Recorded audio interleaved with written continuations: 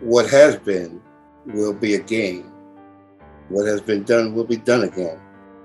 There is nothing new under the sun. And now, here's Reverend Sue.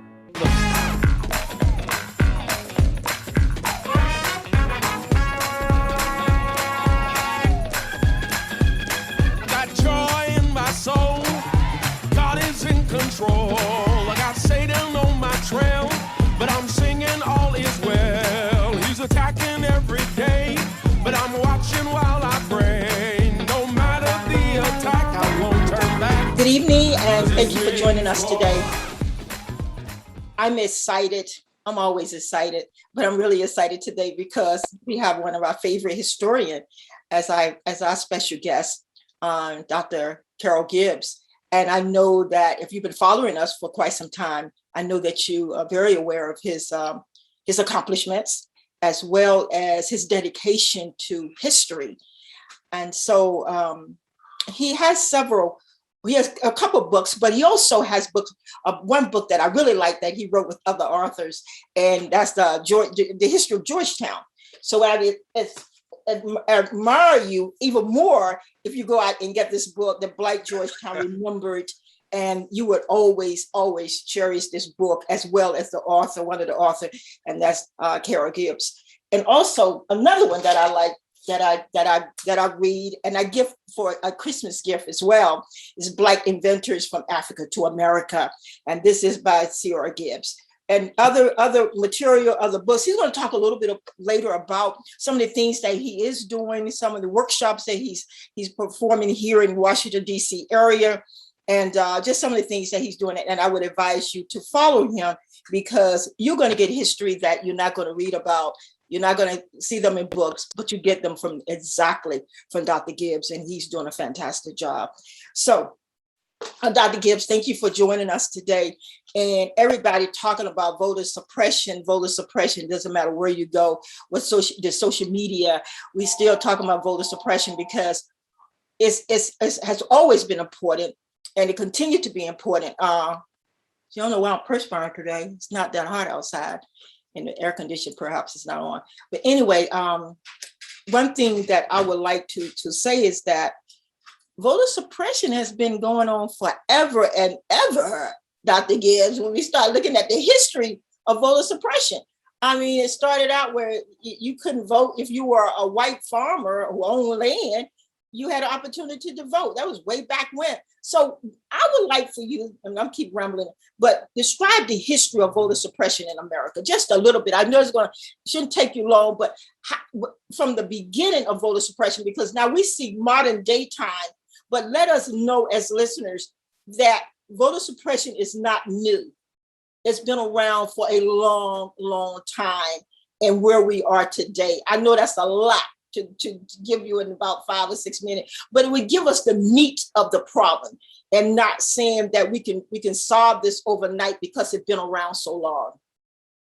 There have always been those who were in power who did not wish to share the franchise with those they considered beneath them.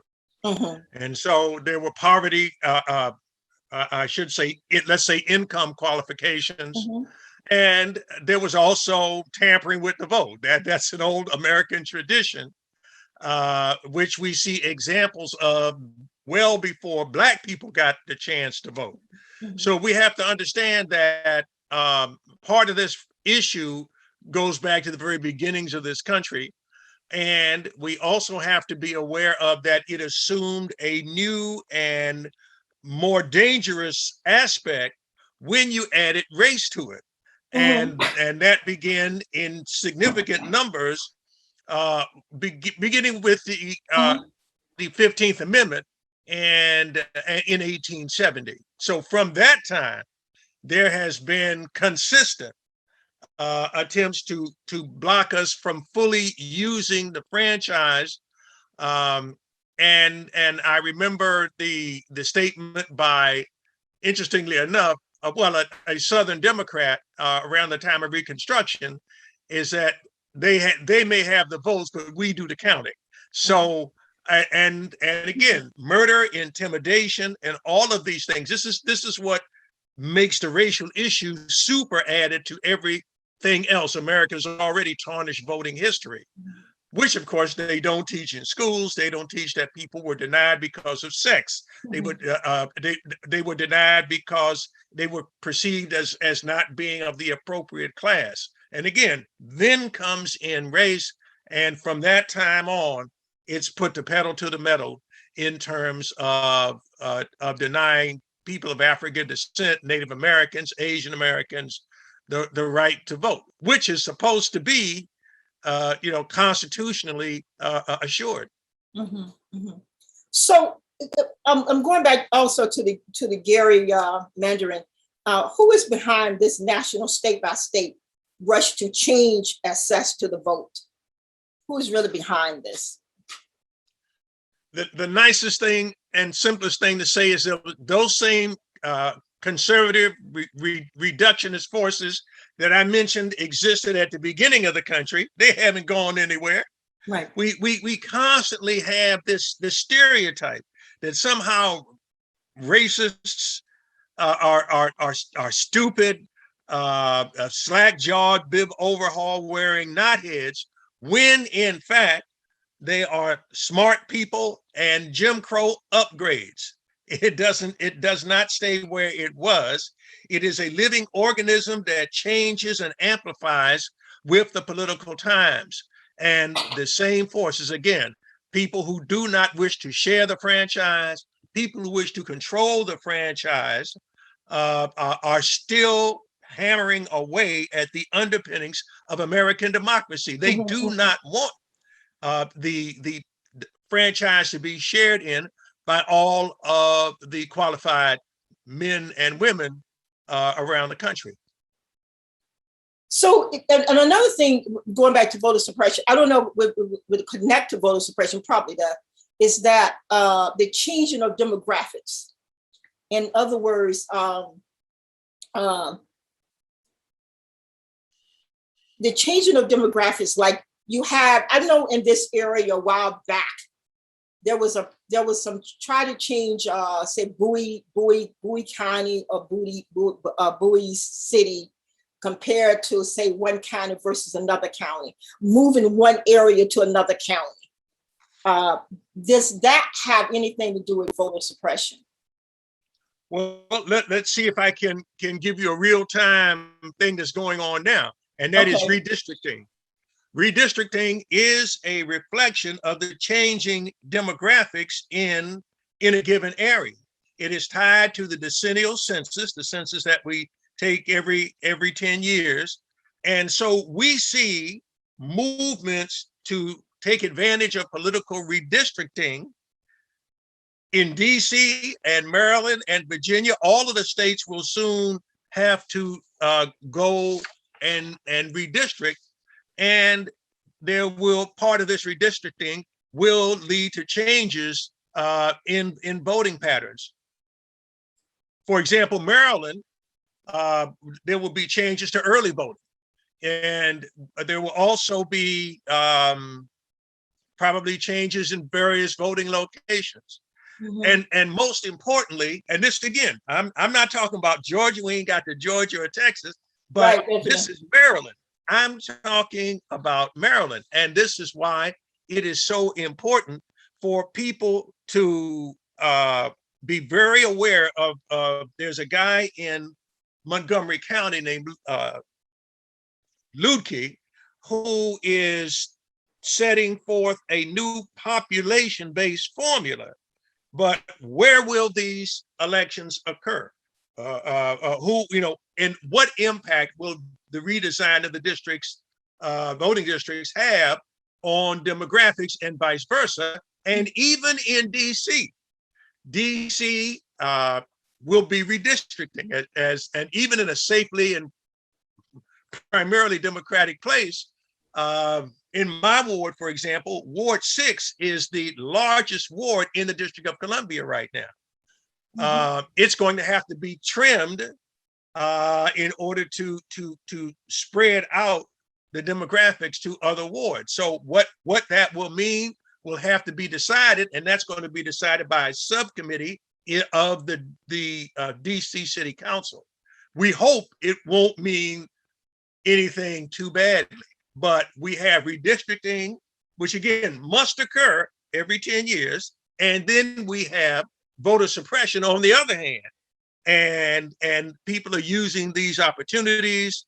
Texas, for example, is one place where they intend to use both of these gimmicks to further strip Black people of the right to vote, the opportunity to vote, and to make it extremely difficult. So we're encouraging everybody, particularly where you know there's going to be some foolishness. For example, mail-in ballots. It's the Postal Service, I'm sorry, will probably increasingly not get any flowers for its increasingly slower but more expensive service. If you plan to use a mail-in vote, do it now. Start as early as you can. And at the same time, on the day of voting, get in line early and stay there. Don't assume that your polling place is, oh man, look, polling place closed at 7. I get there at 6:30. No, don't do that. Don't do that. The slowness of the mail, the unreliability of the mail, for whatever reason people may hold it, has profound impact on voter suppression, particularly in districts that primarily vote by mail. And these are some of the things that are tying together redistricting and voter suppression. Okay, give us a little bit about Georgia. What's going on in Georgia? Well, the thing is that Georgia, right now, there are 18 states that have enacted some 30 laws that will make it harder. And I'm just talking about this year, Reverend Sue. Right. I'm just talking about this year that will make it harder for folk to vote. And one of the most outrageous is Georgia. So they're going to do what they can. When we say make it difficult, okay, they know like Black folk tend to vote on Sundays after church. So they're going to reduce the opportunities and outlets for folk to vote on Sundays. Now they sprinkled in a little sugar with it, but we understand what this is about. It will make it harder for many Black Americans to vote. And even though we have two measures that have been passed by the House, the John Lewis and the For the People, they both passed the House now, but it looks like they're stalled in the Senate, or have not yet even been introduced. So these are some of the things. Georgia, again, Texas is using redistricting to draw a new map. It was to draw a new map. Now, Texas was the only state in the country to be awarded 2 new congressional districts during this year's reapportionment. Now, what they hope to do is to use that in order to limit the Hispanic population's access to and ability to vote. And even if they have to shut down polling places and reduce the number of places where you can drop your ballot, they look like they're on the way to do that as well. I want to ask you, do you have any current information relating to the Native Americans? Because I know that they're talking about reservations or the voter suppression. They're experiencing it now, Native Americans are. Do you have any update information in reference to that? Because that's a group that some people don't think about, but they're also going through some things in South Dakota or Oklahoma, where a large population of Native Americans are located. It is fascinating to be aware that from the discussions around the original VRA, the Voting Rights Act, there had been concerns that Native Americans were being deliberately kept from engaging in the Franchise Act. That is still occurring. That has not changed. What is frustrating is that people don't know that is yet another affected class of people who are being denied the opportunity. I took my wife to a Native American reservation outside Tucson.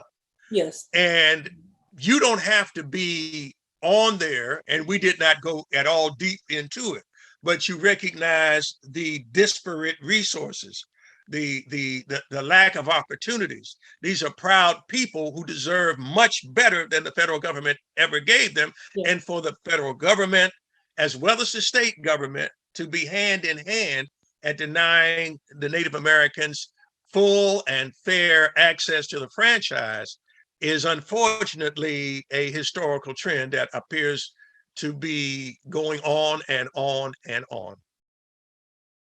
Well, I wanted to ask you that because I know that is a group that actually experiencing voter suppression as we speak. And before you get on the reservation, sometimes you go to towns and you're not on the reservation. The one time I experienced a situation where I was not on the reservation, but I was going to the reservation, and the person I was traveling with mentioned to me that you want to be very careful when you go on the reservation.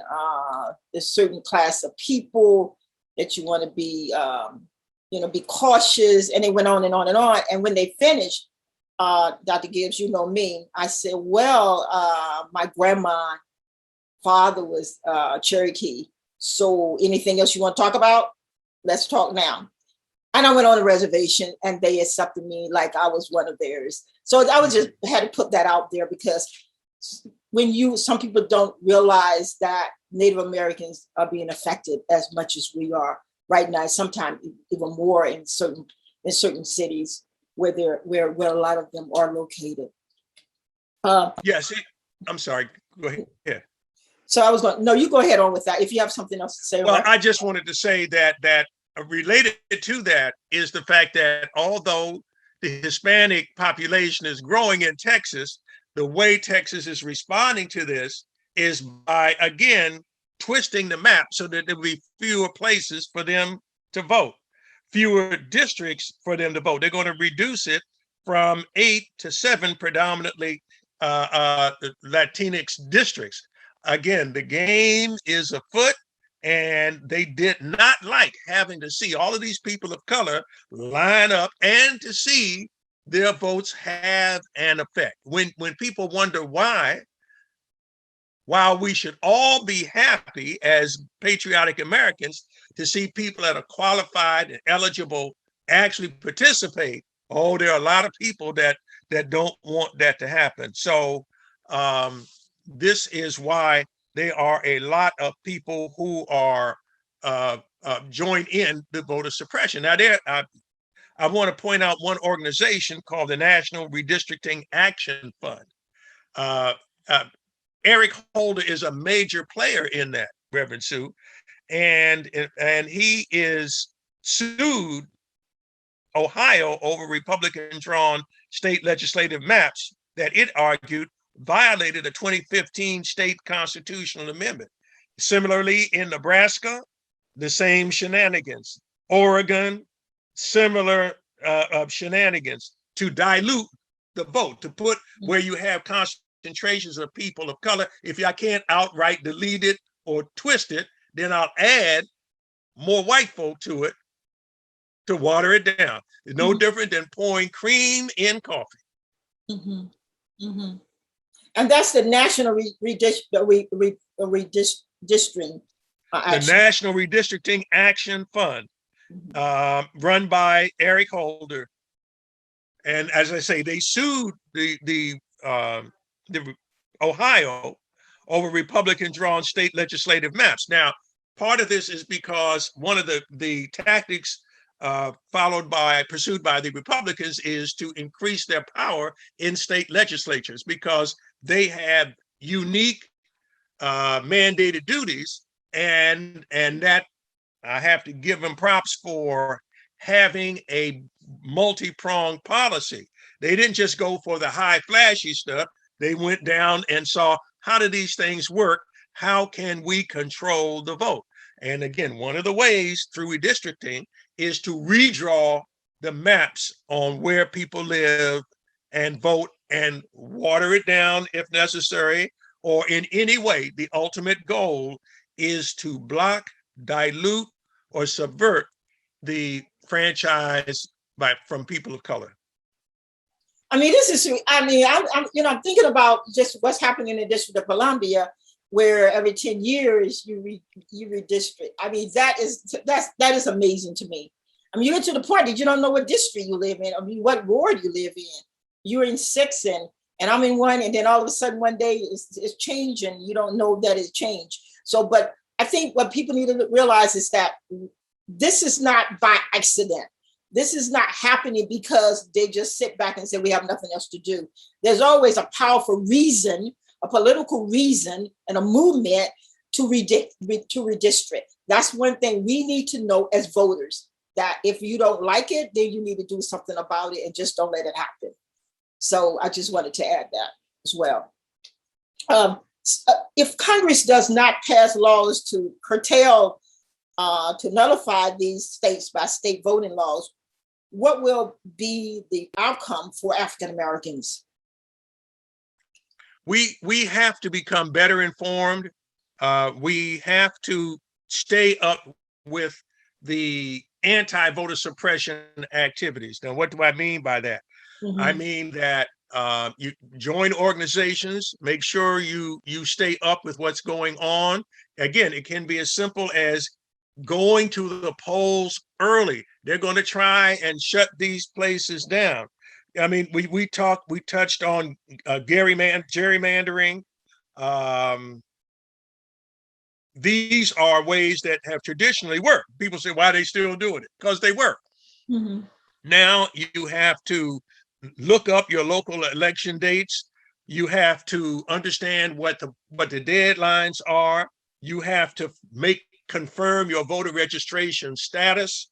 These are things that you can do to increase your chances. It doesn't make you bulletproof, but when you know what your status is, when you are, again, going to the polls early, when you are staying up and informed, when you're being active, these are ways you can at least blunt the efforts from the states. And right now, again, 18 states have enacted 30 laws just this year to make it harder for Americans to vote.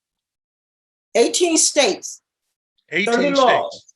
30 laws. Among them, Montana, Wyoming, Iowa, Kansas, Arkansas, Arizona, Georgia, Texas, and Florida. Can't be that many Black folk in Montana and Wyoming. So we know that they're after somebody else of color. Well, when I saw Montana, I said, well, I've been to Montana. I mean, Montana is, you're right. There's no Black folks in Montana, maybe a couple.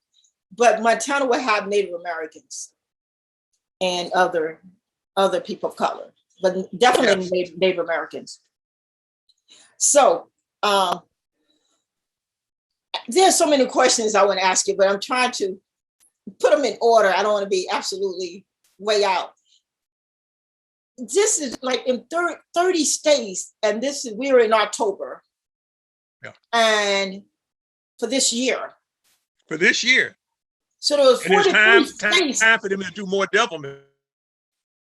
So there was like 43 states who actually, or was it 43 states or 48 states that actually had 18 laws? States have enacted 30 laws just this year to make it harder for Americans to vote.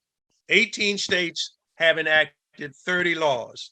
And now I mentioned organizations. Let me give you another one, the Voting Rights Alliance. Voting Rights Alliance. That's another organization that people, because the only way you're really going to begin to push back against this is to be informed. It's not in the interest of your state, depending upon where you live, to knock on your door and give you information for liberation. It is up to you. It is up to you. And that's why we are on this show, to educate people, to inform people about really what's happening as we sit, as we walk around, as we shop, whatever we do during the day. This is happening right up under our nose, and we wake up one morning and say it all happened. And what did I do? Why didn't I get involved? Mm-hmm. It's about educating people. And Dr. Gibbs, we thank you. There are some programs. Let me see. Yes, I wanted to invite your listeners to a lecture series I'm doing at the Woodridge Library at 18th and Rhode Island Avenue Northeast in DC. The next one up is just a couple of weeks from now, October 28th, Grand Theft Africa, the original scramble for a continent. October 28th, 6:30 at the Woodridge Neighborhood Library, right off of 18th and Rhode Island Avenue.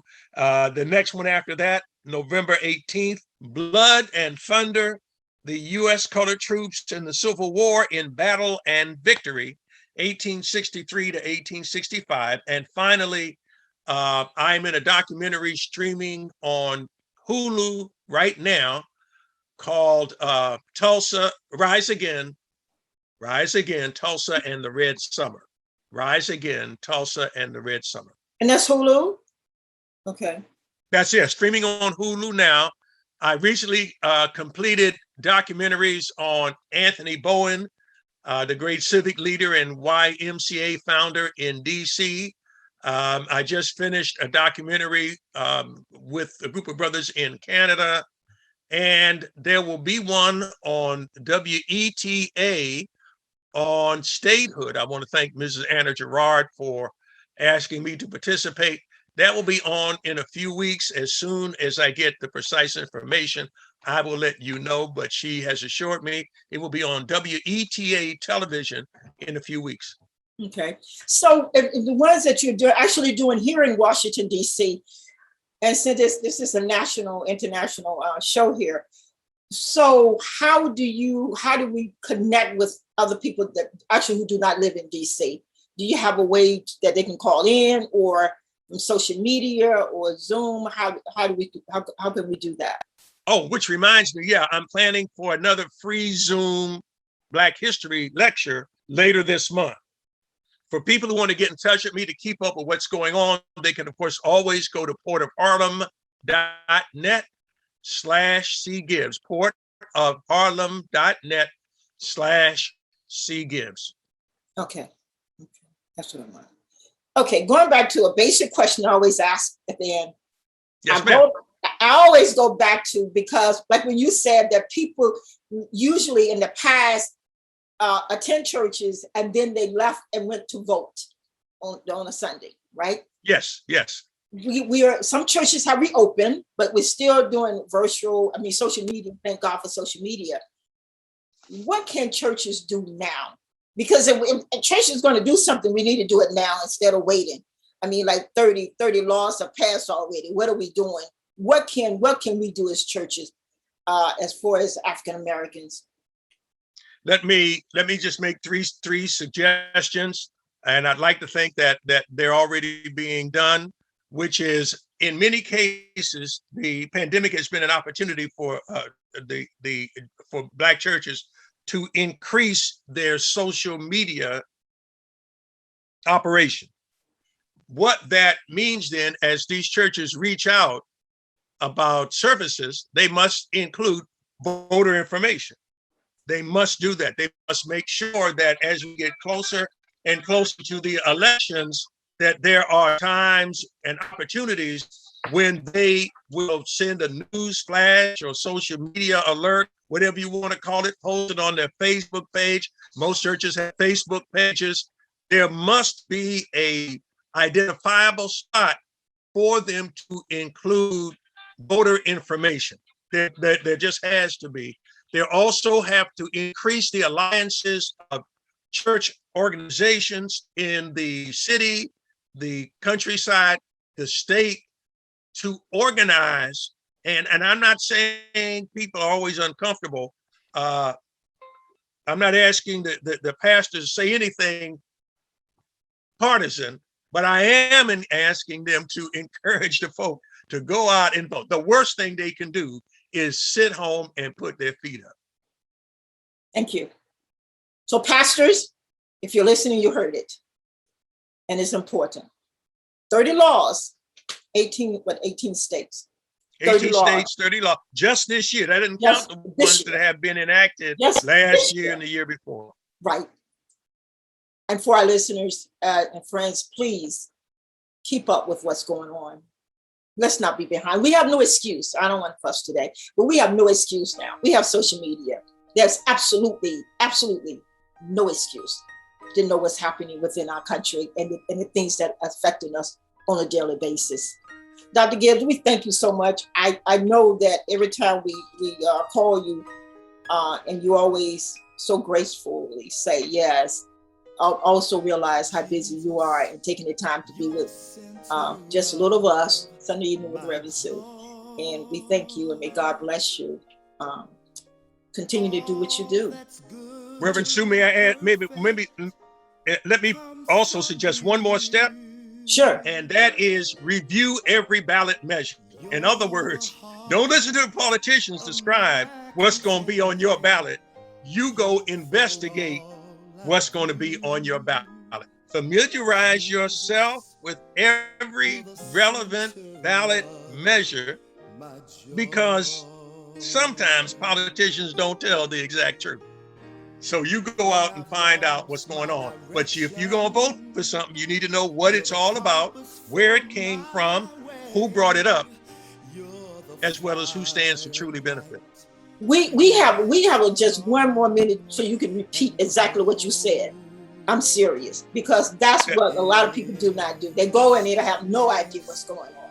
Please repeat. Get to know. Review each ballot measure. Review each ballot measure. Get to know what precisely you are voting for, who sponsors it, who stands to benefit from it. It is part of your duty as a citizen to know what you're voting for. And an informed voter is the best disinfectant for the bacteria that's covering American politics at this moment. I like that. Thank you so much for bringing it up. Very welcome. Thank you. Thank your crew and your staff. Thank you so much. I appreciate you. And we'll talk to you later. Thank you. Thank you, Reverend Sue. Okay. Bye-bye. Guy, you've been listening to Sunday Evening with Reverend Sue and our guest, Dr. CR Gibbs. And we thank him so much. One of our favorite historians in this country. And I think well known in this country as throughout the world. So thank you for joining us. We'll talk to you a little bit later. You're the music in the meadows and the streams, the voices of the children, my family and my home. You're the source and finish of my heart.